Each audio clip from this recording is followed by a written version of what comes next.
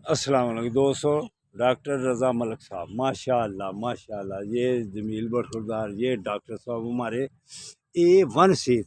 इन बेटों की भी देख दे, ये तो जिस्म में ऐसे है जैसे अपने जिस्म को जब कमीज़ की तरह खींचते हैं ना, तो ऐसे लगता है ये फटते क्यों नहीं है। तो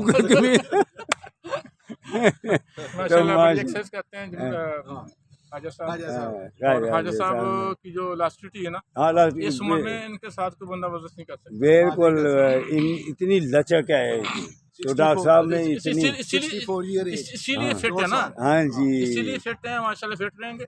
जमील साहब माशाल्लाह, जब मैं नया आया था तो जमील साहब का इतने फिट नहीं थे।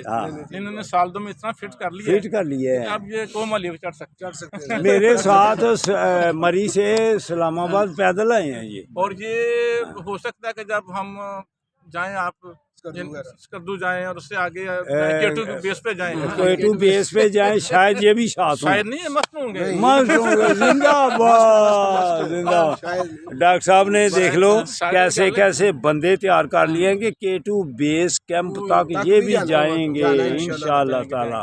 तो हमारा प्रोग्राम है इंशाअल्लाह जुलाई में, जून जुलाई में। हम तफसीलात ले रहे हैं, मालूमात इकट्ठी कर रहे हैं इंशाअल्लाह ताला। उधर डॉक्टर साहब के साथ दुनिया में जो एक जगह है, इस जैसा ट्रैक पूरी दुनिया में नहीं है। पूरी दुनिया में नहीं है। और इतना खतरनाक केटू है ना पहाड़, ये नंबर 2 है दुनिया में, लेकिन इसका जो नंबर 1 माउंट एवरेस्ट पर लोग चढ़ जाते हैं, लेकिन यहाँ पर चढ़ना बहुत मुश्किल है। बहुत से लोग 50% लोग मर जाते हैं, लेकिन सभी लोग चढ़ते हैं।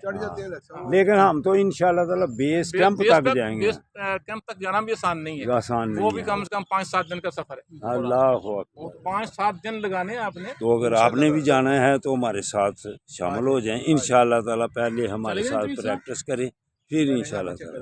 ओके, अल्लाह हाफिज़, अल्लाह हाफिज़।